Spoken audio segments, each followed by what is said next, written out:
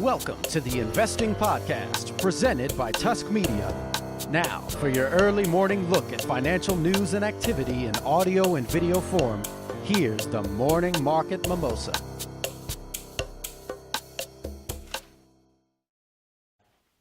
Good morning, everybody. Welcome back. It's the Investing Podcast, Monday, July 18th, 2016. This is your Morning Market Mimosa. I don't know about you guys, but I could use a mimosa this morning. Let's get this day going. Let's have a little fun. Fun week ahead. Lots about earnings coming up. We're going to talk a little bit about that, but real quickly, futures in the green. That's good news. We're excited about that. Dow futures are up 18 basis points, so almost a fifth of 1%. S&P futures up 28 basis points. NASDAQ futures up 23 basis points. Oil continues to struggle, at least on a futures basis, down about 1% in terms of price per barrel. So that's your quick rundown on futures. I opened up with a word of thanks and I skipped right over it. That's how unappreciative I am. But seriously, thank you guys for being here. Really great download numbers last week. We were really pleased. We had our most downloaded episode ever, which somehow we always knew was going to be about Pokemon. That's why we started this, so that we could really capture the moment. But thanks to everybody out there listening. That's our most downloaded episode, and it's also a long one. So when you add up, Spreaker does this stat called total time listened. It's going to be like hundreds of hours, which is insane to us, and we do apologize that we're wasting so much of your time, but we're glad you're here. Again, we hit futures already. Let's jump into earnings. It's earnings season, as they say. It's my favorite season of the year. I know you guys love it. It knocks Christmas out of the park. Earnings season is fun, but what I want to do today is give you a quick rundown on what earnings actually means, because we talk about that a lot. We use it kind of as a metric that everybody looks at, whether earnings are being reported or if we're just analyzing an individual stock or a company.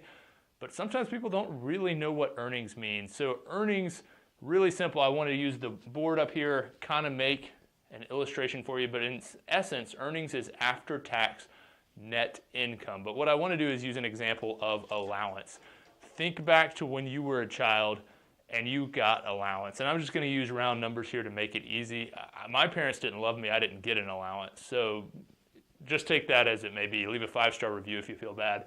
But imagine that you get $10 every week in allowance, right? So you get $10. You can kind of do whatever you want with it.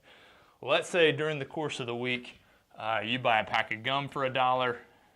You buy a pack of candy for $2. Inflation is really hurting the candy world out there. And let's say you go out and you buy, I don't know what you buy. You buy some kind of little toy for $5. So you're buying a $5 toy, having a good time with it. You've got $1. 2 more makes it 3. 5 more makes it 8. At the end of the week, you've got $2 left. Well, in the investing world, your earnings for that week would be $2.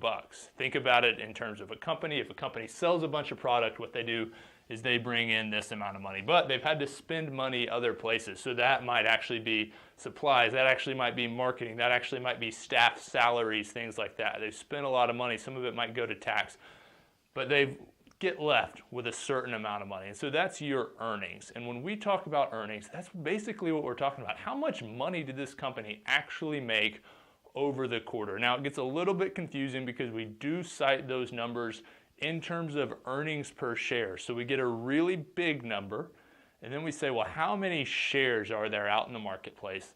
And let's divide this really big number by the number of shares scattered out there so that we can get a realistic, understandable number. The reason we do that is exactly kind of an example we're going to use today. Bank of America, ticker BAC. Bank of America made like $4.2 billion this quarter.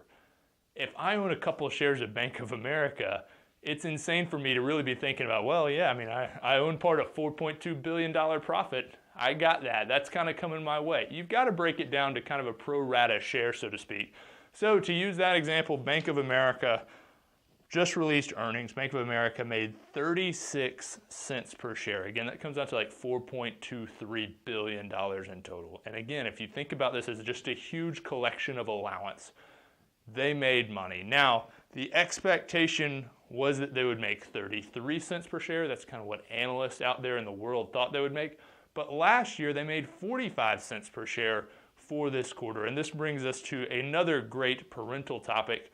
Not mad I'm just disappointed. So sometimes you will actually see the market rally even though things may not look that good. And this is one of those examples. People last year saw the exact same company that does the exact same things. Nothing really materially has changed with Bank of America in terms of operations. And last year, for this same time period, they made 45 cents per share. This quarter, they made 36. That's not a great improvement. In fact, it's a move back. So you would expect that stock to plummet, right? Wrong, because so much of this is an expectation game. The expectation was 33 cents. So this is actually viewed as an improvement. The stock is actually up pre-market. So when I say we're not mad, we're just disappointed. If it had been the opposite, if they had expected 39 cents but only gotten 36, the stock would be down. I almost guarantee it.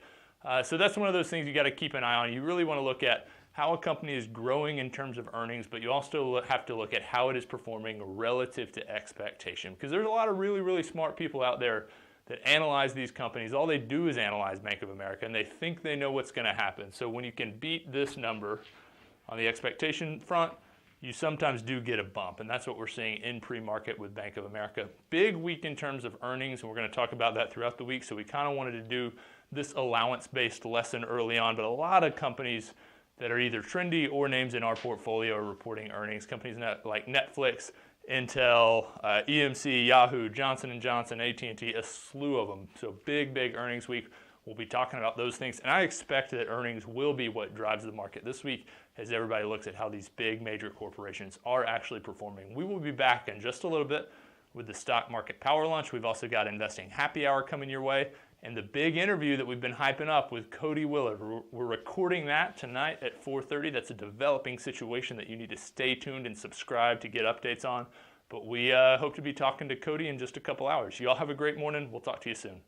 Tusk Media is a subsidiary of Narwhal Capital Management. Ratings and reviews of Tusk Media content are not to be construed as endorsements of opinions, analysis, or services offered by Tusk or its parent company. The opinions and predictions shared here are our professional beliefs at the time of publication. We are not under duress from any of the corporate entities mentioned. This is not a solicitation to take any particular action. Although we are investment advisors, this information should not be considered investment, legal, or tax advice. We strive to be as impartial, insightful, and accurate as possible. We base our opinions, analysis, and calculations on information we believe to be reliable, but we cannot guarantee its accuracy. We can, however, guarantee that our opinions will sometimes be flat out wrong due to a variety of factors. Employees and clients of Narwhal Capital Management may or may not hold positions in the securities detailed and may or may not hold these positions in the future. A full list of all securities purchased, sold, or held during the 12 months preceding the date of this publication can be provided upon request. Unless otherwise noted, all data accessed via MarketWatch or the Bloomberg terminal. Past performance does not guarantee future results. A copy of Narwhal's Form ADV is available at the SEC's website, www.advisorinfo.sec.gov, or from Narwhal upon written request.